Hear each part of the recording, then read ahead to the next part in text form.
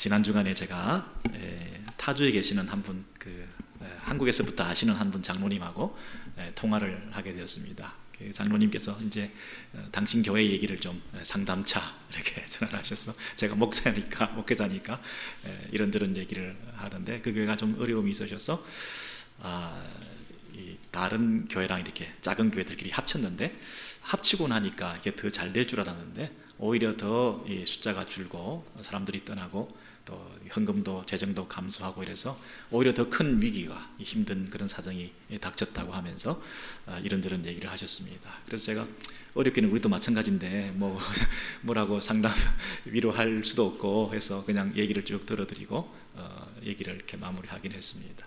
여러분 이렇게 사람들이 많이 줄어들고 헌금이 이렇게 줄어들고 이런 상태가 교회가 되었을 때 그 넉자로 뭐라고 하는지 아십니까? 사자로 그런 상태를 처치곤란이라고 그렇게 처치곤란, 처치가 곤란하다는 거죠.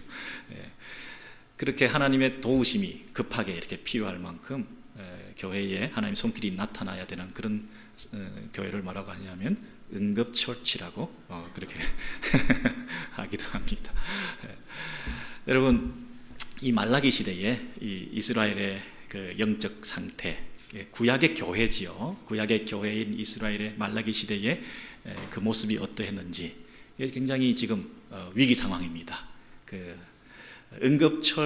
응급처치가 필요한 그런 교회입니다.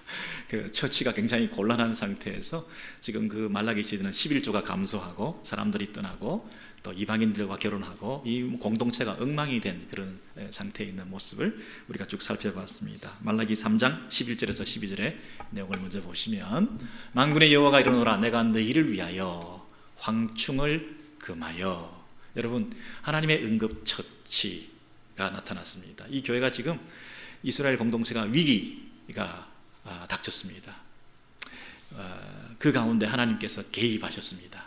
하나님께서 이 곤란한 지경에 처한 이 교회를 어떻게 응급적으로 조치하시는지 보시면요, 만군의 여호와가 이르노라 내가 너희를 위하여 그랬잖아요. 너희 지금 곤란을 당한 이 교회를 위해서 뭘 금한다고요? 황충을 금하여.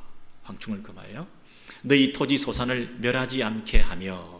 야, 이거 완전히 멸절당할 뻔했는데, 문 닫을 뻔했는데, 이게 뱅크럽시 할 뻔했는데 이 너희 토지 소산을 멸하지 않게 하며, 그리고 너희 밭에 포도나무의 과실로 기한 전에 떨어지지 않게 하리니. 자꾸만 익기 전에, 완전히 이렇게 다 익기 전에 과일이 떨어져 버리면, 낙과 떨어져 버리면 이게 상품성도 없고 먹을 수도 없고 단맛도 잃고 그러지 않습니까? 그래서 이 포도나무의 그 과실들이 끝까지 잘 익도록 하나님께서 그것을 붙여주시겠다는 거예요. 떨어지지 않도록 해주시겠다는 거예요. 그래서 너희 땅이 아름다워짐으로 정말 기쁨이 넘치는 비옥한 그런 나라가 되고 땅이 되어서 온 세상 열방이 너희들을 바라볼 때 와, 부럽다, 정말 복되도다, 정말 멋지다. 어떻게 해서 저 교회는, 어떻게 해서 저 이스라엘 공동체는 저렇게 풍요로움을 잃지 않을 수 있느냐. 그래서 정말 복되다. 이렇게 객관적으로 모든 사람들이 평판이 자자한, 칭찬받는 그런 아름다운 공동체로 만들어줄 것이다. 이런 회복의 약속을 하고 있습니다. 지금 굉장히 처치곤란한 지경에 처한 교회, 그게 바로 하나님께서 응급적으로 처치하셔서 어떻게 하셨습니까? 황충을 금하여 주시고 떨어지는 이 과일을 붙게 만들어 주셔가지고 이 풍성한 나라로 만들어 주셨다 하는 것입니다. 여러분, 이 한국의 귀농 인구가 많이 증가하고 있다고 그러잖아요. 농촌으로 돌아갑니다. 도시 생활에 염증을 느끼고, 도시에서 사람들과 부딪혀 살다 보니까 상처만 생기고, 그죠? 사기당하는 일도 많고, 사람들이 막 순박함이라고는 없는, 아무리 애를 써도 결국은 이 비용이 많이 나가고 생활비가 많이 나가니까 결국은 저축도 못하고 남는 것이 없는. 근데 농사 지으러 간다, 이 얘기는 뭡니까? 농사 지으면 그래도 땀 흘린 만큼 대가를 얻을 수가 있고, 그 농사 지음을 통해서 얻는 그 소득과 또 보람이 있는 곳이다. 그래서 농사 지러 간다 그러지 않습니까? 여러분, 그러나 사실 농사 지으러 가도 그 농사도 만만치가 않거든요. 농사는 뭐 거저 짓습니까? 이 농사도 뭔가 마지막 파이널 터치가 있어야 되잖아요. 누군가 도와주셔야 되잖아요. 비가 내릴 때 내려줘야 되고, 일조량이 충분해야 되고. 여러분, 이런 거 보세요. 지금 이 과일이 제때 그 과일을 먹어야 이게 제맛이 나고 제값을 받는데, 이게 미리 떨어져 버리면 어떻게 되겠습니까? 비바람이 치고 태풍이 쳐가지고, 아니면 가뭄이 돼가지고. 이 과일이 잘 떨어지는 이유는요, 이 수질이 나쁘기 때문에 그렇다 그러잖아요. 그래서 이 모든 조건이 안 맞아가지고 이 잘 되어가는데, 농사 잘 되어갔는데 갑자기 뭐 우두두두 다 떨어져 버리고. 또 한 가지는 병해, 충해, 진드기병이라든지 뭐 입마름병이라든지 이런 거 한번 닥친다든지, 황충이, 메뚜기 때가 한번 닥쳐가지고 그냥 다 뜯어먹어버리면, 아니 멀쩡하게 다 지금 이제 풍성한 결실을 앞두고 있는 풍년을 기대했던 그 농부가 아니 마지막에 이게 말이죠, 병충해가 닥쳐한다든지 이 과일이 다 떨어져 버린다든지 이러면 얼마나 안타깝겠습니까? 이 농사마저도 가장 정직한 직업이라고 말할 수 있는, 땀 흘린 만큼 거둘 수 있다고 하는 이 농사조차도 누군가 도와주셔야 되거든요. 여러분, 우리가 밭농사, 논농사만 짓습니까? 자식 농사는 어떻습니까? 이 자식들이요, 부모 마음대로 안 되는 거 아닙니까? 자식만큼 부모 마음대로 안 되는 게 어디 있습니까? 잘 자랐는데요, 성공했는데요, 좀 더 길게 보셔야 되지 않습니까? 그 마지막 순간이 어떻게 될지 어떻게 합니까? 낙과, 이게 펑 떨어질지 어떻게 알았습니까? 조금만 더 붙어 있었으면, 야, 이거 참 아름다운 열매를 맺는 건데, 조금만 더 성숙하게 이 과일이 더 맛을 내고 제맛을 내고 전성기를 부구하고 우리 아이가 조금만 붙어 있었으면 이게 정말 멋진 아이가 되는 건데, 그걸 못 참아가지고 비바람에 흔들려가지고 떨어져 버렸으니, 야, 이 부모가 실로 억지로 바늘로 꿰매 놓을 수도 없고, 이거 어떻게 합니까? 왜 병충해가 먹어가지고 세상에 오염돼가지고 엉뚱한 논리에 이데올로기에 빠져가지고 아이가 생각이 엉뚱한 쪽으로, 정신적으로, 심리적으로, 영적으로 문제가 생기고, 이런 일들이, 여러분, 이게 잘 돼 갔는데요, 그 마지막에 어떻게 될지 어떻게 합니까? 자식 농사뿐 아니라 인생 농사, 우리 비즈니스라든가 우리 관계, 이 부부 관계도 마찬가지고요. 이 인생의 모든 농사, 여러분 형통하십니까? 아름다우십니까? 뭐 어떤 사람들이 볼 때 아름답다, 복되다, 멋지다, 뭐 그렇게 말할 수 있습니까? 그런 가정이 어디 있겠습니까? 인생 자체가 고해인데 문제없는 가정이 어디 있습니까? 여러분, 이 땅에서 우리가 힘들게 어렵게 마음에 짐을 지고 이렇게 살아가는 와중에 그래도 하나님께서 붙들어 주셔서 좀 그때를 좀 지나게 해주시고, 하나님께서 그래도 좀 막아주셔서 그 병충해 먹지 않게 하셔서 그의 은혜로 살아갈 수 있도록 우리 자녀들에게 우리 인생 가운데 하나님께서 응급처치를 해주셔야 되는 그런 상황에 우리가 놓여 있지 않습니까? 이스라엘 공동체 지금 굉장히 처치가 곤란한 상태에 있는데요, 하나님께서 어떻게 처치하시는지 오셔가지고 바로 막아주셨어요. 황충을 금하여, 황충을 금하여. 여러분, 하나님의 개입이 필요한 시점 아닙니까? 낙과를 방지해서 하나님께서 붙들어 매주셔가지고 풍성한 열매를 맺을 수 있도록, 올 한 해 또 하나님께서 지켜주시도록 하나님께서 오늘도 내일도 우리와 함께 하시고, 그 하나님 붙들므로 말미암아 우리 인생이 존립의 근거가 있고 우리 자녀들의 장래가 있고 우리 공동체의 미래가 있다고 하는 이 하나님에 대한 철저한 순종과 의존하고 신뢰하는 이거 없이, 하나님께서 모든 것을 막아주셔서 이 일이 여기까지 왔다고 하는 사실에 대한 믿음 없이 그런 거 필요 없어, 내 마음대로 그냥 살다 보니까 이렇게 우리는 점점 갉아먹는 인생을 살아가고, 나도 모르게 한쪽에서 구멍이 나서 밑빠진 데에 물붓기를 계속하면서 몸은 몸대로 피곤하고 건강은 상실하고 나이는 늙어가는데 아이들은 커가는데 이민교회의 연수는 늘어가는데 우리가 해야 될 사명 감당하지 못하면서 이렇게 세월을 허송하고 있는 것 같은 이런 마음의 안타까움과 이런 자괴심 속에서 우리가 다시 한번 붙들 수 있는 것은 뭘까요? 하나님께서 우리에게 주시는 메시지는 뭘까요? 여러분이 이스라엘 교회가 왜 이런 지경에 이르렀는가? 하나님께서 응급처치를 할 수밖에 없을 정도로 지금 왜 이렇게 곤란한 지경에 놓이게 되었는가? 그 문제가 뭔가에 대해서 그 11절 이전에 7절부터 10절까지의 내용에 이런 말씀이 나와 있습니다. 말라기 3장 7절에서 10절을 보시면 너희가 내 규례를 어겼도다. 내 규례를 어겼도다. 그 규례를 어겼도다 하는 그 다음에 뭐라고 됐냐면 내게로 돌아오라. 돌아오라. 그리하면 나도 너희에게로 돌아가리라. 내게로 돌아오라. Return to me. 그러면 I will return to you. 내가 너에게 돌아가겠다. 내게 돌아와라. 내가 너에게 돌아가겠다.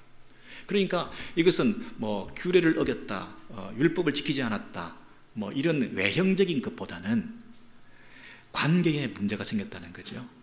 서로가 등을 돌리고 실망하고 있는 그런 영적인 상태가 지속되고 있다는 거죠. 여러분, 이스라엘 백성들이 제사 안 드렸습니까? 제사 드렸습니다. 성전에 가서 제사 드리고 절기 따라 제사 드리고 늘 제사 드리러 왔습니다. 그런데 돌아오라. 멀리 있는 사람 보고 돌아오라. 아니 맨날 제사 드리러 오는데 왜 돌아오라고 그러죠? 이것은 물리적인 거리가 아니라 마음의 거리가 문제가 생겼다는 거잖아요. 남편과 함께 손을 잡고 있습니다마는 함께 손을 잡고 있는데도 돌아오라. 육체적으로, 거리적으로, 물리적으로 바로 한 집에, 한 지붕에 한 이불을 뒤집어 쓰고 자고 있으면서도 돌아오라, 돌아오라. 마음의 문제가 생긴 거 아닙니까? 이스라엘 백성들에게 지금 말합니다. 돌아오라. 그런데 그 돌아오지 못하고 떠나 있는 그 상태를 가장 잘 설명해 주는 것 한 가지가 뭐냐면 너희가 11조와 헌물에 있어서 내 것을 도적질했다 하는 것이죠. 그것 한 가지만 보면 네가 지금 나한테 마음이 있는지 없는지를 알 수 있다 이렇게 말하잖아요. 그러면서 너희에게 그 도적질한 것을 통해서 너희가 지금 저주를 받아 이렇게 처치 곤란 응급 처치 상태가 되지 않았느냐, 이런 저주를 받은 상태에 있는데 네가 지금 그것을 회복해야 되는데 그게 뭐냐, 너희의 온전한 11조를 드려라 이렇게 말했죠. 여러분, 11조를 안 드린 게 아니고 드렸는데 온전한 11조를 안 드렸다는 거잖아요. 이해가 되십니까? 마음이 실리지 않았다는 거예요. 여러분, 그 제사를 드렸습니다. 제사 드릴 때는 뭘 드렸습니까? 이스라엘 백성들이 병든 것, 이렇게 좀 맹수들이 이렇게 한쪽 다리를 소나 양이나 물고 떨어져 가지고 이렇게 떨어져 나간 이런 값 안 나가는 것들, 어차피 제사 드리고 태워질 거니까 관계 없다고 싶어서 병든 것, 저런 거, 값 안 나가는 거, 이것을 가지고 제사의 제물을 드렸습니다. 제사 드렸습니다. 제사 드렸는데 뭘 원하시느냐 하면 흠없는 것을 드려라. 네가 마음을 나에게 전심으로 쏟지 않고 있구나. 근데 이 제사의 제물은 눈에 보이는 것이기 때문에 잘 속일 수가 없습니다. 그나마 또 이렇게 깨끗한 것으로 가져와야 되겠습니다만은 11조는 어떻습니까, 여러분? 어디까지가 10의 1입니까? 우리 수확량에 대해서 토지 소산물의 10의 1을 드리라 그러는데 그건 나만 아는 거잖아요. 나만 아는 거잖아요. 사람들은 몰라요. 그런데 누구만 아신다고요? 하나님만 아시는 거죠. 그래서 하나님이 너 도적질했다고 말하는 거죠. 깜짝 놀라는 거죠. 다 속인 줄 알았는데 도적질한 거라고요. 그러니 그 하나님 앞에서 온전한 11조를 드려라 이렇게 말씀을 들었을 때에 뜨끔하지 않았겠습니까? 여러분, 제사를 드렸는데 흠없는 제물을 드려라, 11조를 드렸는데 온전한 11조를 드려라, 이렇게 얘기를 하는 것은 형식과 껍데기가 아니라 네 마음이다 하는 거잖아요.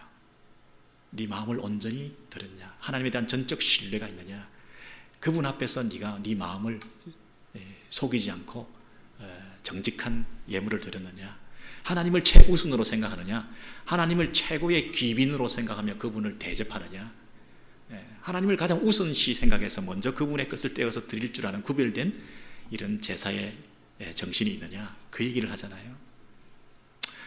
여러분, 참 우리가 오늘 기왕 오랜만에 이렇게 교회를 또 나오신 분도 계시고 그러는데 왜 하필 11조 본문을 이렇게 하나님께서 다루게 하셨을까요? 하나님 나름대로 뜻이 있으실 거예요. 예, 힘든 얘기지만 이 말씀을 통해서 우리 각자에게 주시는 음성이 있으면 좋겠습니다. 왜 하나님께서는 모든 세상의 것을 다 가지신 하나님께서 그 이스라엘 백성들에게 11조를 바치라고 하셨을까요? 그거 없으면 못 사시나요? 예. 그리고 뭐 좀 적당히 드리면 됐지, 뭐 온전하게 드려라, 뭐 이렇게 인색하게 그렇게 찌질하게 그거 다 챙겨 얻으셔서 뭐 하시려고요? 그거 다 받아내가지고 뭐 하시려고요? 그거만 도적질했지 하고 이렇게 야단치시면서 왜 그렇게 우리를 힘들게 하시나요? 하나님은 왜 11조 제도를 구약 백성들에게 주셨을까요? 그 몇 가지만 한번 살펴보고 우리 정리하겠습니다. 신명기 14장 22절 이하 이렇게 한번 보시면 이걸 좀 아셔야 이해가 되실 것 같습니다. 너는 마땅히 매년에 11조는 마땅히 드리는 거네요, 그죠? 뭐 드려도 되고 안 드려도 되는 게 아니라 모든 이스라엘 백성들이라고 한다면 마땅히 의무적으로 드리는 것입니다. 그리고 그것도 1년에 한 번. 왜 1년에 한 번입니까, 여러분? 아니, 농사를 1년에 한 번 지으니까 그 소산물이 1년에 한 번 나오는 거니까, 그죠? 그래서 1년에 한 번 농경사에서 그 토지 소산의 11조를 드릴 것이며, 곡식과 포도주와 기름의 그 감람류의 11조를 드리고 난 다음에 그것을 어떻게 하라고요? 먹으라고 그랬어요. 정말 이 말씀이 이상하시죠? 11조를 드렸는데 그 11조를 하나님께 드리고 난 다음에 그 11조를 하나님께서 우리에게 주셔가지고 그것을 우리들어 먹으라고 하는 거예요. 우리가 드리고 우리가 먹는 거예요. 그리고 네 우양의 소와 양의 처음 난 것 그것을 하나님께 드리고 그리고 그것을 네가 먹으라. 그리고 그 먹는 이유는 뭐냐면 너의 하나님을 경외하는 것, 하나님을 두려워하는 것, 하나님이 살아계시고 하나님께서 이 모든 것을 주셨다고 하는 그것을 믿고 그 하나님을 인정해드리고 그 하나님을 높여드리는 하나님 경외하는 것을 배워라. 뭘 통해서 하나님 경외하기를 배웁니까? 11조를 드림으로써, 그리고 그 11조를 내가 먹음으로써 이거 하나님께서 우리에게 주신 거야 하고 그 11조를 누리는 거죠. 뭐 인색하게 떼먹고 하나님 다 가져가시는 게 아니라요, 그것을 우리들로 먹게 하셔서 뭘 가르치시려고? 교육적인 차원이 있는 거죠.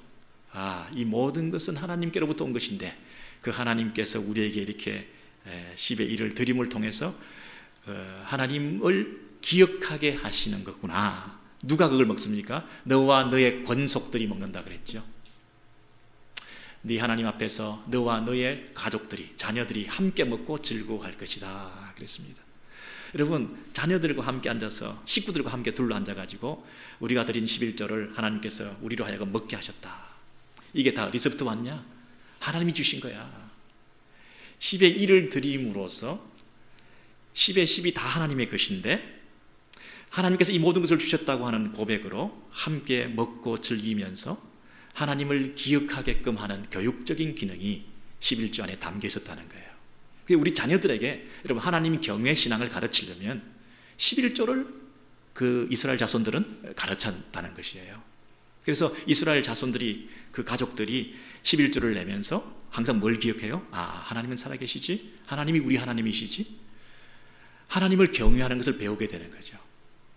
이런 만약에 이스라엘 백성들이 11조를 안 가르치면 아이들한테 11조를 함께 먹고 나누면서 이 모든 것이 하나님께로부터 온 것이야 하면서 하나님 앞에서 이것을 먹는 이 10의 1의 그 풍성함을 나누지 못하면, 그들이 11조를 안 배우면 하나님 경외 신앙으로부터 떨어져 나간다는 거죠. 반대로 11조를 잘 드리도록 가르치면 그 11조를 받으시는 하나님, 모든 것을 축복하시고 책임주시는 하나님에 대한 신앙이 점점 그들에게 전수되어져 간다는 거죠. 그래서 너무나 중요한 포인트죠. 우리가 자녀들에게 11조 정신을 가르쳐 10의 1을 드리는 훈련을 시키면 그 아이들이 하나님 경외하는 것을 자기도 모르게 습득하게 배워나가게 된다는 거죠.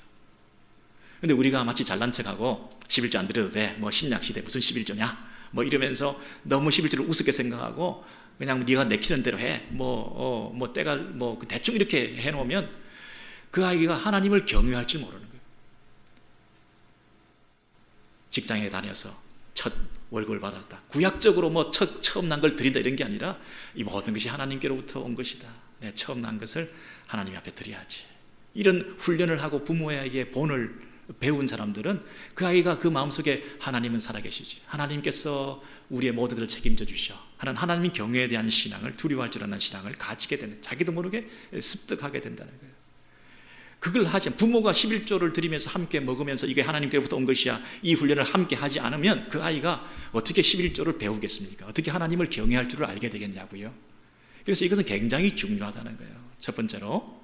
두 번째는 뭐냐면 그 밑에 있는 매 3년 끝에 3년마다 어떤 일을 하느냐 하면 네 소산의 10분의 1을 다 내어서, 모든 소산의 10분의 1은 다 내라. 다 내어서 네 성읍에 저축해놓고, 창고가 있었거든요. 11조 창고가 있었는데 그 창고에다가 다 저축해놓고, 이제 지나가는 레위인, 우거하는 게 나그네, 외국 노동자들, 소외된 사람들, 사회적 약자들, 보호자가 없는 사람들, 고아와 과부들, 이런 사람들이 와가지고 다 자기가 자율적으로 마음대로 먹을 수 있도록 배부르게 그렇게 채워나라는 거예요. 그게 11조의 정신이다. 그렇게 하면 하나님께서 내가 범사에 너를 복주겠다 이렇게 말씀하셨어요. 하나님의 방법, 하나님께서 디자인하신 이 원리대로 너희들이 움직여 달라. 이게 하나님께서 말씀하신 11조의 정신인 거죠. 잘 보세요, 여러분. 수직적으로 가족과 자손들이 계속해서 이 하나님 경외 신앙을 이어갈 수 있도록 하는 것은 11조의 중요한 원리죠. 또 수평적으로 이 영역이 확장되어서 외로운 사람들, 외국 사람들, 이방인들, 이 공동체가 점점 외연이 확대되어지고 이 안에 하나님의 공의가, 여러분 빈부격차가 너무 장기화되어서 벌어지지 않고 빈익빈 부익부 현상이 벌어지지 않도록 공평과 정의가 실현되는 공동체가 되고, 이 공동체 안에 너무 가진 자가 행세하고 없는 사람이 쭈글쭈글하게 살아가는 게 아니라 주종관계가 극복되는, 모두가 하나님의 자녀니까 이 공동체 안에는 이 하나님의 화평과 하나님의 긍휼과 하나님의 자비와 이 하나님의 공의가 서가는 이런 공동체를 이루어내기 위해서 수직적으로 그리고 수평적으로 이 공동체가, 이 교회가 이런 모습으로 회복되기 위해서 가장 필요한 게 뭐라고요? 11조라는 거예요. 근데 그 11조의 정신을 가지고 온전한 예물을 드리지 않으면 내가 원하는 이 디자인한 이 그림을 네가 망가뜨리려고 하는 거냐? 이 얘기잖아요. 그러니까 하나님께서 온전한 11조를 드리라 하는 얘기는 하나님의 뜻대로 순종해라, 하나님께서 원하시는 그 아름다운 이 뉴 소사이어티를 형성하는 새 공동체, 새 이스라엘을 형성하고 세상과는 구별된 이 하나님의 교회 공동체를 구약에 세워나가는 데 있어서 꼭 필요한 이 일에 동력해라, 그 얘기를 하는 거죠. 네가 하나님의 백성이라고 한다면. 그리고 세 번째는 뭐냐면요, 민수기 18장 이하에 보시면 내가 이스라엘의 11조를 레위 자손에게 기업으로 다 주어서, 여러분 레위 자손은 기업이 있어요, 없어요? 땅이 없습니다, 그죠? 그런데 레위 자손은 하는 일이 뭡니까? 예배하는 일입니다. 제사 드리는 겁니다. 찬송하는 겁니다. 회막에서 수종드는 일입니다. 이 성전 기구들을 만들고 닦고 하는 이런 일들을 하는 중요한 예배에 전념하는 자들입니다. 그래서 이 레위 자손들에게 다른 지파에서의 11조를 거둬가지고 레위 지파에게 다 주는 거예요. 그러면 이 레위 지파 사람들은 회막에서 하는 일을 통해서 그 기업을 받는 거죠. 땅의 기업이 아니라 다른 사람들의 11조를 기업으로 받는 거죠. 기업으로 준 11조를 너희가 그들에게서 취할 때에, 그런데 레위 사람들은 받은 11조 중에 또 11조를 떼가지고 누구한테 주느냐 하면 하나님께 드리는데, 그 하나님은 그것을 누구에게 돌린다고요? 제사장에게 돌린다 그랬습니다. 모든 지파에 이스라엘의 사람들이 있습니다. 그 중에 대표적으로 레위 사람들이 있습니다. 그 레위 자손 중에서는 제사장이 있습니다. 그 제사장이 하나님 앞에 예배를 드립니다. 이 그림으로 하나님께서 시스템을 만들어 놓으신 거죠. 왜 그렇겠습니까? 이스라엘은 거룩하신 하나님 앞에서 살아가는 존재입니다. 거룩하신 하나님이 계시고 죄인된 백성들이 있을 때에 필연적으로 항상 있어야 될 게 뭡니까? 제사입니다. 속죄함 받지 않고 하나님의 긍휼을 덧입지 않고 어떻게 하나님 앞에서 하나님의 백성으로 살아갈 수 있겠습니까? 이스라엘 사람들이 원래 유전자가 탁월해서, 원래부터 성격이 좋아서, 이스라엘이 원래부터 뭔가 나은 게 있어가지고 이스라엘 혈통적으로 좋은 게 있어서 되었습니까? 똑같은 죄인입니다. 그러므로 이스라엘은 하나님의 긍휼을 덧입지 않고는, 하나님으로부터 죄의 용서함을 받지 않고서는 하나님의 자녀로, 하나님의 백성으로 존재할 수가 없는 거죠. 그러니 이스라엘 가운데 항상 있어야 될 것은 뭡니까? 제사입니다. 그 제사를 집례하는 제사장은 어디로부터 옵니까? 레위 자손들로부터 옵니다. 그러므로 이 레위 자손에게 11조를 드리고 그 레위 자손들은 10의 또 1을 제사장에 드리고, 그래서 이 제사 제도의 이 원리를 공동체 안에 유지 존속시킴을 통해서 이 이스라엘 백성들이 하나님 앞에 하나님의 백성으로, 거룩하신 하나님의 백성으로 은혜를 덧입고 살아가는 것을 배우게 된 것이죠. 그래서 하나님의 긍휼을 덧입고 제사를 통하여 살아가는 이 이스라엘 나라가 세상 온 열방을 향하여 제사장 나라로서의 사명을 감당할 수 있도록 하나님께서 이 원리를 만드신 거죠. 은혜를 덧입어 본 사람이, 죄 용서함을 받아본 사람이, 제사를 통해서 하나님의 긍휼하심을 입어 하나님과의 관계가 회복되어져 본 사람들이 제사장 나라가 되어서 온 열방을 하나님께의 관계를 회복의 그 통로로 쓰기 위해서 하나님께서 이 이스라엘 백성들 가운데 제사 시스템을 만들어 놓으신 거죠. 근데 그 근간이 뭐라고요? 온 세상 열방을 구원하기 위한 가장 그 기초가 되는 게 뭐라고요? 11조라는 거잖아요. 그 11조를 통해서 레위 자손 중에서 제사장들을, 그래서 하나님에 대한 예배와 제사를 온전케 유지시킴을 통해서 이스라엘 백성들 가운데 하나님의 용서와 긍휼을 덧입는 하나님 나라의 백성이 되고, 그 이스라엘 나라가 세상 나라 가운데 제사장 나라가 되게 하는 이 그림을 그리셔서 이것을 돌아가게끔 만들어 놓으셨는데, 제사장적 사명은 감당해야 되는 이 이스라엘 백성들이 제사를 드리지 않고 11조를 드리지 않고 있다는 거죠. 이스라엘 백성들이 이제 좀 지나고 보니까 먹고 살기도 바쁘고, 뭐 우리는 열심히 일하는데 레위 사람들은 놀고 먹는 것 같고 밥만 축내는 것 같고 뭐 그지 뭐 안 갖다 주고 기도하고 온전한 예물을 안 드리고, 그러면서 이 레위 자손들 가운데서는 굶주리는 사람들 생기고, 제사장 중에서는 성막을 떠나는 사람들 생기고, 제대로 제사가 집례되어져서 하나님 앞에 온전한 예배가 드리지 않을 때 이스라엘의 존립의 근거가 없잖아요. 이스라엘이 존재하는 이유가 없잖아요. 이스라엘이 어떻게 존재합니까? 이 죄인들이 제사를 안 드리고. 이런 상태에 놓여 있는 구약 시대에 이제 말라기 시대까지 와가지고, 이 말라기 시대에 하나님께서 제사장들을 책망하시고 이스라엘 백성들을 책망하시면서 뭐 하고 있는 짓거리들이냐, 제사를 안 드리고 있다니 무슨 말이냐, 제사장이 지금 회막을 떠났다면서, 레위 자손들이 땅을 파고 농사를 짓고 있다면서 이게 무슨 짓이냐, 그렇게 책망하시면서 온전한 11조를 드려라 이렇게 말하는 거죠. 이거는 여러분 돈 내라, 뭐 헌금 내라, 뭐 11조면 복 받는다, 요즘 이 본문 가지고 엉터리로 잘못 적용해가지고 막 이렇게 뭐 반대급부 형식으로 말이죠, 뭐 이거 하면 조건부식으로, 투자 심리로, 보상 심리로, 거래 관계로 이거 하면 더 많이 붙지 않나 봐라 이러면서 뭐 해봐라, 시험 해봐라 이러면서 이걸 오용해서 잘못 쓰니까 이 본문에 대한 거부감이 있는데, 제가 설명해 드리지 않았습니까? 이 원리를 잘 생각해 보십시오. 이것은 관계의 문제라는 거예요. 하나님을 신뢰하느냐 안 하느냐의 문제라는 거죠. 하나님께서 디자인하신 이 원리를 따라오느냐 안 따라오느냐라는 문제죠. 이 제사장을 신뢰하지 못하고 제사를 드리지 못하고 11조를 내지 않고 있다는 얘기는 뭐냐면,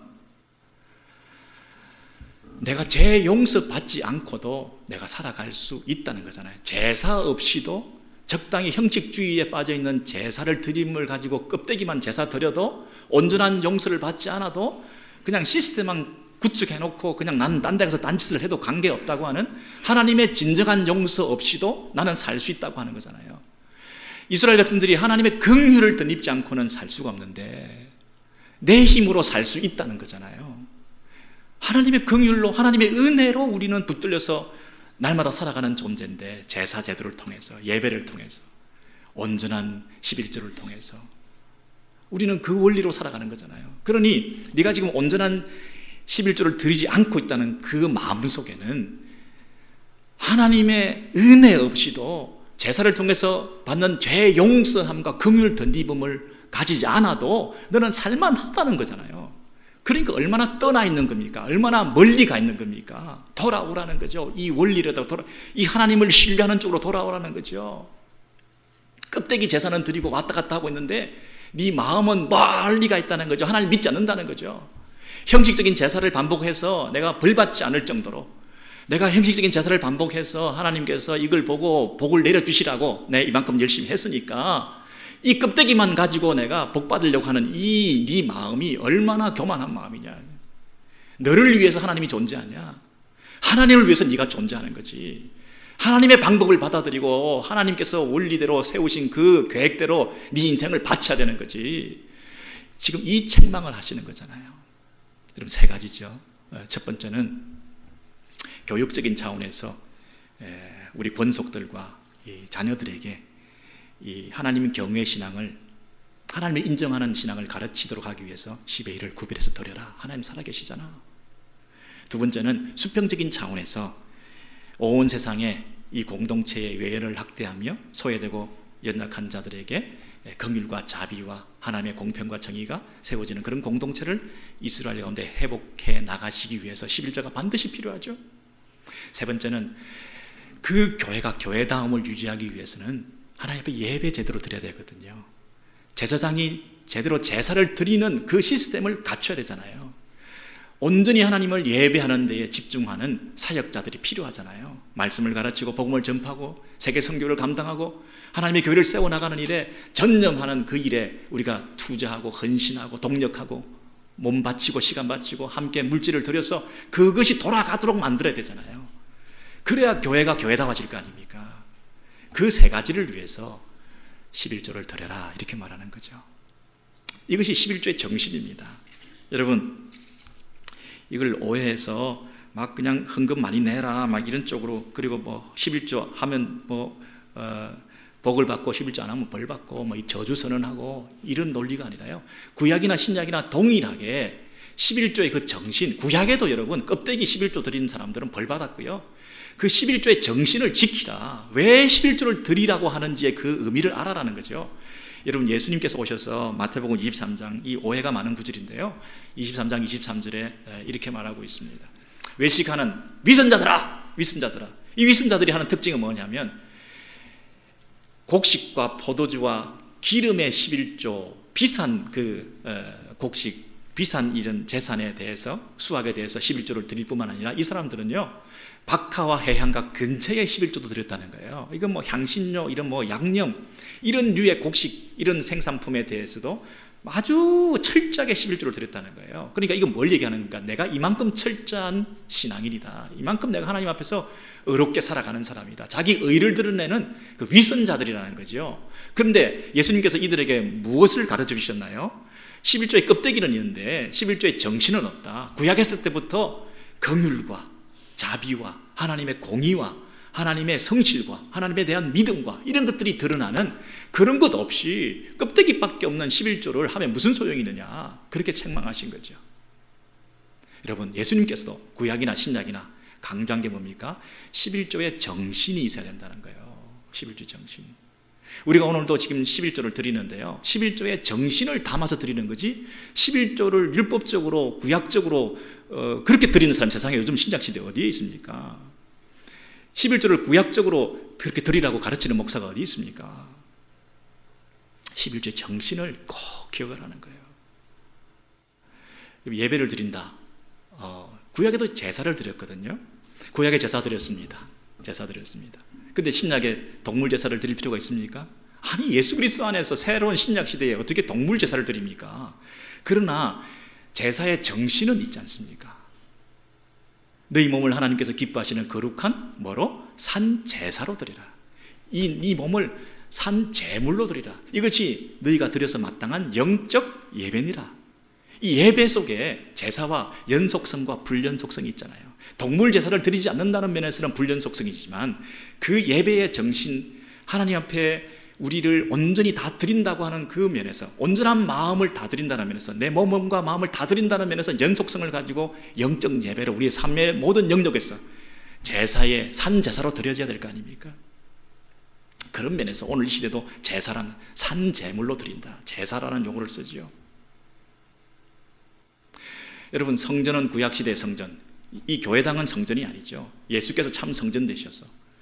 그러나 신약시대에 성전이 뭡니까? 하나님께서 거하시는 곳이 성전이거든요. 그 성전의 원리는 그대로 전수되는 거죠. 그래서 너희 몸이 하나님께서 거하시는 거룩한 전인 줄 알지 못하느냐. 거룩한 전, 우리 성전이죠. 우리 성도의 몸 가운데 하나님께서 함께 하시고 우리 가운데, 우리 공동체 안에 우리가 함께 지어져가는 교회 공동체가 성전이라고 얘기하지 않았습니까? 이 성전의 개념이 그대로 살아있습니다. 이 껍데기 예배당을 성전이라고 하는 것이 잘못이지, 성전 건축이니 뭐니 하면서 헌금을 강조하는 것이 잘못이지, 우리가 걸어다니는 성전으로서 우리 성전을 확장시키는 이 일은 우리가 지금도 내가 성전인데 걸어다니는 성전으로 이 성전의 외연이 확대되어가는 하나님이 함께 하시는 이 원리를, 임마누엘의 충만한 원리를 세상 땅 끝까지 전파하는 이 원리는 계속 되어가야 되는 거죠. 성전이라는 말을 쓸 수밖에 없는 거죠. 주일입니다. 안식일의 그 정신을, 창조자 하나님을 기억하고 노동을 쉬면서 모든 것이 하나님께만 소망이 있습니다. 내 생계 유지를 위해서 내가 내 힘으로 벌어가지고 내가 살지 않겠습니다. 하나님께 믿고 맡김으로써 내가 살아갑니다. 그런 안식의 개념이 여전히 이 주일의 예배를 통해서 하루를 쉼으로써 우리가 드려지게 되는 거 아니겠습니까? 11조가 마찬가지일 거죠. 구약적으로, 율법적으로 11조 안 드리면 벌 받고 11조 드려서 구원받는 이런 게 아니라 그 구약에서 말하는 11조 정신을 그대로 가지고 와서 아이들에게 교육적으로 하나님께서 구별하여 드릴 줄 알아야 돼. 최소한 10의 1은 구별해라. 구약에도 여러분 3년마다 떼면요 3.3% 떼는 거잖아요. 그리고 매년 레위인에게 떼는 것도 10% 떼잖아요. 또 자기들이 먹고 마시는 걸로 또 떼면 23.3% 11조 드린 거 아니에요. 신약 시대에도 여러분 우리가 드릴 때에 이 어떤 계산적으로 산술적으로 10의 1을 딱 드렸습니다. 계산 두드려 가지고 그럼 나 이만큼 했으니까 거룩한 사람이고 10의 1을 드렸으니까 나는 온전한 11을 드리고, 그게 아니에요. 모든 것이 하나님께로부터 왔다는 그 고백을 가지고 하나님을 전적으로 신뢰하는 마음으로 10의 1을 구별해서 드리는 거잖아요. 여러분 1이라고 하는 숫자를 여러분 계산기 두드려서 10분의 1이라고 생각하시면 안 돼요. 처음 것을 드렸다는 거잖아요. 처음 마음을 드렸다는 거잖아요.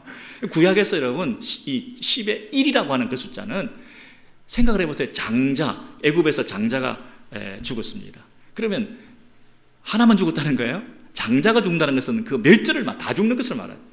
예수께서 부활의 첫 열매가 되었다는 얘기는, 처음이라는 얘기는 대표성을 가지는 거잖아요. 대표성. 그 이후에 오는 모든 성도들의 부활을 대표하는 거잖아요.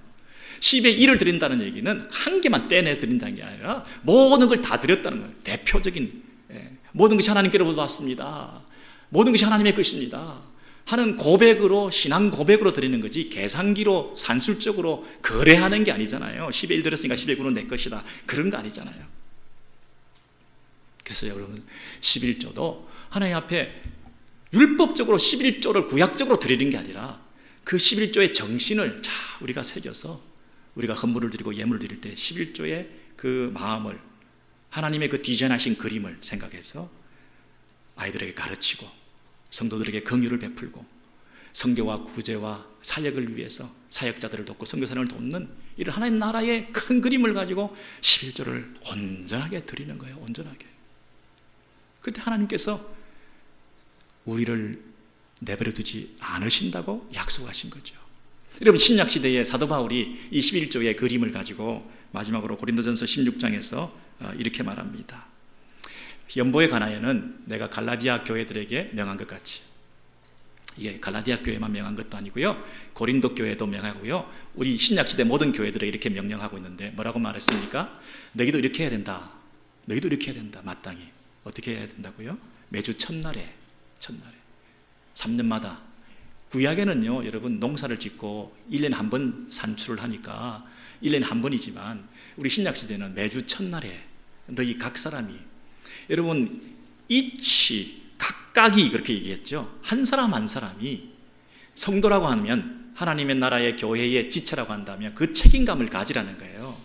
무슨 직분자만, 목사만, 장로만 헌금하는 게 아니고요, 각 사람이 성도라면 모든 사람이 기본적으로 누구나 당연히 해야 될 일이 뭐냐, 수입에 따라 모아두어서 헌금을 해서 창고에 놔두어서 그것을 가지고 내가 갈 때에 그 연보를 가지고 내가 사역을 할 수 있도록 해달라. 사도 바울이 지금 다른 교회에 구제헌금을 전달하려고 하는 거 아닙니까? 다른 곳에 가서 선교와 전도 사역을 하기 위해서 가는 거 아닙니까? 불쌍한 사람 도와주기 위한 긍휼과 자비와, 그리고 한쪽만 부가 편중되는 게 아니라 공평하게 나누는 하나님의 공의와, 그리고 이 복음이 전파되는 사역자로서의 생계 유지와, 그리고 이것을 너희들이 가르침을 통해서 너희 공동체 안에서 이 11조의 정신이 구현되어지고 너희 교회가 복을 받을 수 있도록 너희 자녀들이 하나님 경외의 사상을 배우기 위해서 너희들이 반드시 해야 될 것이 뭐냐 하면 내가 가기 전에 매주 첫날에 너희 수입을 따라서 액수가 많든지 적든지 네가 하나님 앞에서 정직하게 온전하게 예물을 드려라, 이렇게 말씀하시는 거잖아요. 여기에 11조에 여러분 그 그림자가 정신이 이렇게 신약교회도 묻어 있지 않습니까? 그래서 여러분 우리가 이 10의 1을 드린다고 하는 데에 대해서 여러분 너무 거부감을 가지지 마시고 숭고한 11조의 이 정신을, 구약에서부터 면면히 흐르고 있는 이 정신을 우리가 잘 개성해서 이 일을 우리가 온전히 순종할 때에 하나님께서 우리를 붙들어 주신다는 거죠. 여러분 다시 원래 농사 얘기로 돌아가 볼까요? 이스라엘 백성들이 문제를 만났습니다. 그런데 하나님께서 이 곤란을 당한 처치에 찾아오셔가지고 이스라엘 공동체 가운데 응급 처치를 하셨는데 병충해를 막아주시고 낙과를 방지해 주셨죠. 하나님의 신의 한 수죠. 하나님께서 다 막아주신 거죠. 하나님께서 붙들어 주신 거죠. 하나님께서 개입하셔서 응급적으로 그 공동체를 살려주신 거죠. 여러분 그 이스라엘 공동체가 망해가고 있지 않습니까? 망해가고 있지 않습니까? 아무도 11조 안 하고요, 아무도 제사 안 드리고요, 흠 있는 것, 경건한 예배를 드릴 줄 모르고요, 이러니 이 공동체는 소망이 없지 않습니까? 그런데 하나님께서 너희가 나에게 돌아오면 내가 너희에게로 돌아가리라. 하나님께서 돌아가리라. 하나님께서 막아주리라. 하나님께서 병충해를 막아주리라. 하나님께서 낙과를 방지해 주리라. 하나님께서 너희들의 자녀들이 떨어지는 것을 붙들어서 잘 있게 만들어 주겠노라. 너희들의 생업과 너희들의 건강과 너희들의 생긴 그 문제들의 그 근본원이 어디 있는 줄 아느냐? 내가 응급 조치를 해서 내가 막아줄게. 그런데 네가 해야 될 일이 있다. 나에게 돌아와라. 나에게 돌아와라. 나도 너에게 돌아갈게. 돌아오는 게 뭐냐? 온전한 10의 1을 드려라는 거예요. 하나님의 이 정신을 믿음으로 받아들이라는 거예요. 여러분 그랬을 때 하나님께서 이스라엘 백성 공동체 가운데 함께 하셔서 그 공동체를 지켜주시고 온 열방이 복되도다, 아름답도다 이렇게 칭찬받고 부르워했던 것처럼 저와 여러분 가운데도 이 회복이 있을 때에 그런 풍성한 은혜와 축복이 넘치는 그런 공동체로 우리 가정들로, 우리 자녀들로, 또 우리 교회들로 그렇게 세워질 줄로 믿습니다. 여러분 이스라엘 백성 가운데 있었던 그런 회복이 있으면 좋겠습니다.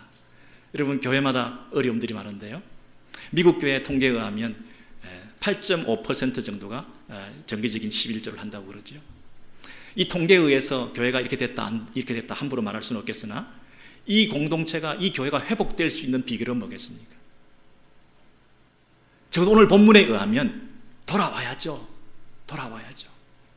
11조를 하면 복 받는다는 그런 뜻이 아니라 내가 개인적인 그 탐욕을 정당화시키기 위해서 11조를 강조할 게 아니라 내가 11조에서 내가 복을 받을 거라 그런 개인적인 구원 말고, 복 말고 하나님의 그 그림을, 큰 그림을 가지고 볼 때 우리가 이 하나님의 정신, 하나님의 11조를 우리에게 허락하신 그 정신을 잘 새겨서 교회 안에 10%가 아니라 여러분 교회 안에 90%, 100%가 만약에 액수에 관계없이 이 11조의 정신을 가지고 온전한 예물을 내가 수입 있는 대로 하나님 앞에서 10의 1을 정확하게 온전히 드리는 그런 마음을 가지고 11조 하는 교인이 90%, 100%가 된다면 이 교회를 하나님께서 내버려 두시겠느냐고요. 미국 교회를 그대로 내버려 두시겠느냐고요. 네가 나에게 돌아오면 내가 너희에게 돌아갈 거라 하는 그 약속대로 이 이스라엘 가운데 온 성도들이 다시 회복되어서 하나님 앞에 온전한 예물을 드리는 것을 회복하면 하나님께서 그들 가운데 돌아가셔서 그들을 책임져 주신다고 하는 그 약속을 하나님께서 이루어 주실 것 아니겠습니까? 여러분 이 원리가 저와 여러분 가운데도 실현되어서 우리 오렌지힐 교회가 풍성한 복을 받고 온 세상 가운데 칭찬받는 그런 아름다운 공동체, 또 우리 교회에 속해 있는 모든 성도들의 가정이 되시기를 주의 이름으로 축원합니다.